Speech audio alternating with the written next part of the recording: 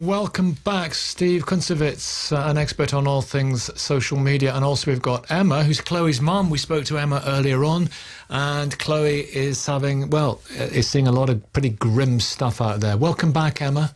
Hi. Hi. Jeremy's in Brighton too. Morning, Jeremy. Morning, Nicky. Hi.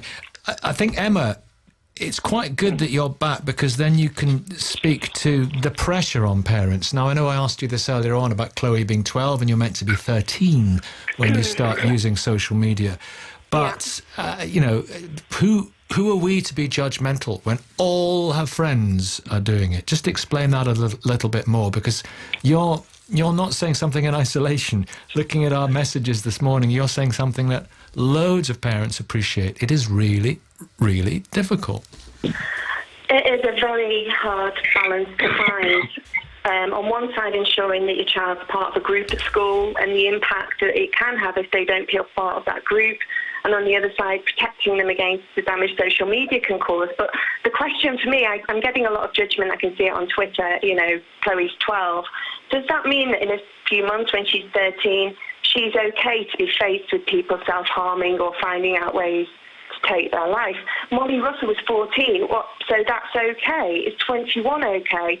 In my mind, there's no acceptable age limit. These young people are getting access to images, of self-harm and suicide, and it's forming ideas that they would ever have known about or discussed as a group with their friends. And so for me, it's a discussion that you can judge me for letting my child have access to it, but it's a much broader discussion around what's acceptable or not for these tech companies who can block adult content, who can block extremist content, but can't seem to block other inappropriate content. That is the point, Steve, isn't it? They can block all sorts of other content, jihadist, Nazi, you name it, but they can't seem to operate with this stuff, Steve.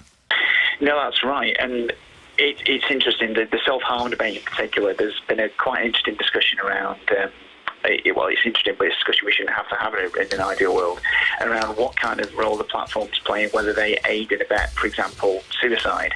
There's plenty of criminal law out there that covers people who do that, and there's plenty of criminal law to cover, you know, terrorist content, people who post images and content that stirs up racial hatred. The issue, I think, at the moment is that the criminal offences are one thing. Having the resource, if you were to chase them through the police, is another. And certainly when this stuff crosses borders, when this is a global problem, there would need to be a global initiative to tackle it. And any tech company, rightly or wrongly, would say to you, you know, they live in an iterative environment where they've got to deal with these things as they arise. It wasn't what they intended once they originally started up, and I've got some sympathy with that. But by the same token, it's here now, and much as they've been forced to grow up in public around things such as meddling in elections, such as fake news, this is going to be something that their users are just going to expect them to get to grips with and to deal with. Let me see now, Emma. I know we've got Emma. Sorry about that, Emma. But come back in, Emma. Feel that was an invitation. Jeremy, good morning. What do you want to say? Morning, Nicky. It's a very interesting point that your last caller made about the criminal offence of encouraging people to attempt suicide online. That's a very interesting point. There is, as other people have said this morning, there is a population norms effect where if you start surrounding yourself with these kind of images, that you imagine the instance of it is in fact higher than it is. There's a very good book out, just come out, called Teen Mental Health in an Online World, written by two very good clinicians and researchers. And one of the recent national studies, which was done by the government advisor on suicide and homicide, did show that a quarter of people under 20 have researched methods before they take their own life by suicide. Now, that is actually a relatively small number, I'd suggest, in relation to the proportion of under 20s who are actually online. There is guidance on digital 5 a day, how to manage yourself, and it's important that we equip our teenagers, not look over their shoulders, but have their backs. Do you think social media is causing mental health problems? Or I'd say yes. There are common. I'm a clinician who happens to specialise in young people's mental health, and there are common factors there are common cognitive and behavioural factors in mental health problems, and the way teenagers are behaving now are accidentally promoting poorer mental health. The diagnosis rate is about 17% in the population, in the teen population and in the young adult population, but about 60% of people think they have a mental health problem. So the incidence of self-perceived problems is higher. What do we do? Well, I think there's a responsibility on probably public health and parents and peers to put better norms of what the actual instance of both mental health problems and these sort of sites and these individuals that promote them, that actually the incidence is low, but if they exist in a world where they feel it's all around them, then it drives the norms up. If everyone's having sex, then they generally have more sex. If they think they're not, they generally have less. So these population norms can be managed, and it's both a public health and a parental and a peer responsibility to do this. We're all easily led. How fragile we are, us human beings, with our malleable but vulnerable brains. We are. We can accidentally be terrorised by images that we see and the instance of things that we imagine we see around us. And I think there's a very good point that your previous speaker made, that actually it is a criminal offence to encourage people to attempt suicide, and it would be interesting to pursue the social media companies around this. Steve, do you want to come back in here and respond to Jeremy's point there? Well, I think if you look at any number of government reports recently, there's a suggestion that half of the population has had some kind of effect on their mental health through their interaction through social media. The criminal point, again, is fine in theory, but realistically there aren't enough bodies, there aren't enough police available to go after people, and they may not be in this jurisdiction. But I think the interesting point that your last caller makes, again, relates to the echo chamber.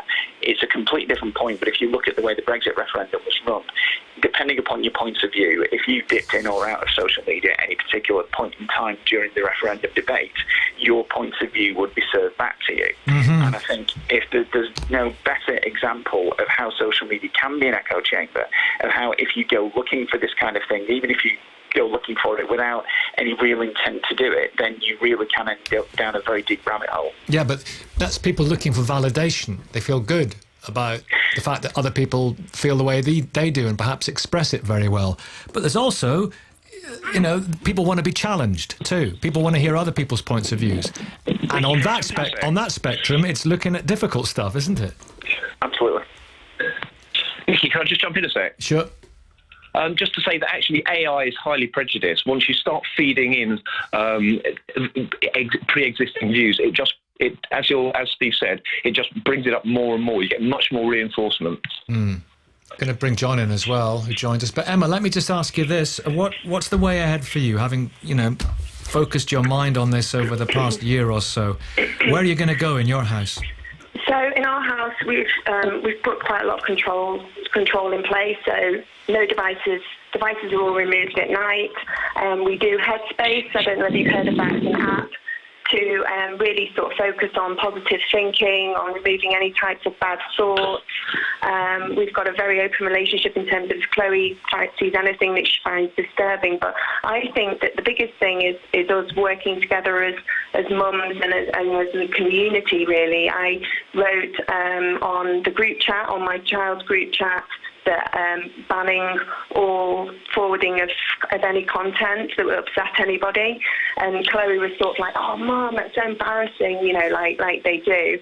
But I actually had some children responding saying, "Thanks, Emma, they really scare me, thanks for doing that." And I WhatsApped the mums to let them know that I was doing that, and that stopped it, nipped it in the bud. So I think as parents, there's a lot that we can do together with the school, but it would help if the content wasn't so easily available for anybody to, "Have you heard about this?" There was one thing, I can't go into detail, "Have you heard about it?" from an older child, a 15-year-old, and they just went and researched it, and whether she'd have had an account or not, they would have done that using somebody's account and found out about it. So, John, not your real name, morning to you. Morning. I know that you want to proceed with some caution here, but what's your general point? Yeah, we've actually had a very challenging situation over the last couple of 18 months. It's been resolved now, but obviously we had a situation where we had a teenage child in the house that was on social media. We obviously put in and expressing their feelings quite heavily over social media. We managed to get an app on the phone where we actually managed to gain control over the phone so that we could reduce down the number of hours they had on the phone. We could tell what they were doing. It gave us back the control, because what we were finding was they were swapping SIM cards and phones at schools and all those sort of things just to get out on social media. It became like a bug to them. So where's it led? How difficult was it, and how have you got through it? It was very challenging. Also, the child, he was bullied at school. As you called us a minute ago, we worked with the school to basically try and outline where things were heading. We sort of put a plan in place to work with the school, because obviously what he was doing was getting home from school, putting stuff out on social media, then obviously going into school the next day. The other children at school were seeing his content, were bullying him in the school, rightly or wrongly for what he was saying. We just didn't know a lot of this was going on. We were just wondering why we were getting these behaviour patterns from the child. So we had to obviously watch very carefully, and just thinking, is this a child just going through puberty or something? We didn't realise the full extent of it. And it got pretty serious at one point. We had a call at quarter to midnight on a Sunday evening from another parent saying that my daughter is distraught, this is what's happening. And we obviously didn't know anything about it, because as far as we're concerned, he'd been told to put his phone down, his phone had been confiscated, the iPad had been confiscated, broadband password has been changed, and basically sneaked into his brother's room and used his phone and logged in on his phone, and it just completely caught us out. So obviously we've had to watch every movement to do with the phones and everything, every bit of technology. It's frightening. Yeah. Steve, watching like a hawk is one thing, but it's not easy. Well, again, I don't want to turn around and say tech is the answer to this problem, but there are apps out there that can limit screen time, there are apps out there that can limit access, and I think there's an idea in marketing called the conversation that's happening without you. If you don't want to be part of that conversation, that's fine, but at least you need to be doing your bit, I think, to try and control the environment as much as you can and protect your kids as much as you can. There's settings you can put in your routers that block access, there's settings on the devices themselves. I think it's great to, the price of theme, I suppose, is eternal vigilance. It's great to give kids access to this kind of technology, but you've got to be comfortable with it yourself and realise what limits you can set before you do so. I think that's... Sorry, can I just step in there? Sure. I think that's one of the things that I've had to do, is to actually infiltrate and learn about Snapchat, learn about TikTok, having my own profiles and having access to Chloe's profile. And that's been a massive learning curve for me in my mid-40s. We're all learning. And I think the interesting point coming in now from Richard, I've just got a vague idea of what you're saying, but there's no closing the lid of Pandora's box here, is there? It's everywhere, Richard. Yeah, I think so. I just think that the message isn't consistent. I know that my child, she's sort of in primary school, and we at the beginning of the year we have to fill in a form to say what images we're willing to share and that type of thing. And I think if you're teaching children, to be safe on the internet, then the school posting pictures on Twitter of your children, it's just not a consistent message for them. Oversharing, I think they call it, don't they? Indeed. Yeah, it's interesting. But, schools have Facebook pages, don't they? They do. And a few friends of mine are teachers, and they sort of say they do it for promotion. And I just don't really see why you need pictures, recognisable pictures of the children on social media to promote your school. Someone like Tesco or Sainsbury's, when they're doing a promotional campaign, then they know what impact that has. I don't see that the schools have got that type of evidence to say, putting pictures of our children on really helps the school in any way. Yeah, Emma, a thought on that as a school mum? I don't have any problem with the school putting pictures of my daughter, whether that's at sports day, whether that's winning a competition, on their Twitter and on their Facebook. That isn't a concern of mine at all. And my concern is just how easy young people can get access to this really disturbing content. Yeah, is this that I can't explain myself? That's my is that I cannot find a way to talk to my daughter about it, because it's too disturbing for me, and that's my challenge. There are those, Steve, listening who say, listen, what are they going to do? What are they going to try and curtail? What are they going to try and clamp down on? What are they going to try and censor? We've had messages saying just that this morning, and this is just a bout of moral outrage for a small, albeit appalling problem, Steve. Well, we don't know what the government's going to do just yet. There's a white paper that's been coming for a while. There's been a leak of the kind of things the government would like to do about it, age verification being one of the most important steps that they'd like to take. But it's going to be a while. It's going to involve consultation as much as it is between the platforms and the government. The government's going to want to consult with them as well. They're going to try and listen to users as much as they can do. What I think they're probably going to do is look at fines. They've looked at Ofcom as a similar kind of model, although whether that will work in practice remains to be seen. And I think immediately they're going to try and hit them in the wallet first. Here we have some texts. I love these sanctimonious opinions of parents of children that are not yet of age, something like that, where the level of control over social media is far less. Do you think we don't do lots of stuff as a family? Try limiting social media at 17, 18, etc. Social media and kids is not all bad. My daughter is now 17, but has been on social media for years. She's a keen, dedicated athlete, is friends with other, sometimes older athletes, and she only meets at competitions. This generates a real community. And she's seen where sport has taken them, including universities on sports scholarships. Now she's going to go down that path too, and is already in contact through Instagram with the coach and her future teammates at the American uni she's going to attend later this year, making the move much less daunting for her. Social media has opened up the world of opportunities for her. Indeed, it's opened up the world of news. It's, my kids know about stuff because they've seen it on Instagram. They've seen it on social media. They're up to date with a lot of current affairs. Kerry's there. Hello, Kerry. Good morning, Nicky. Thank you for getting in touch. What would you like to say in the 3 minutes that we have together?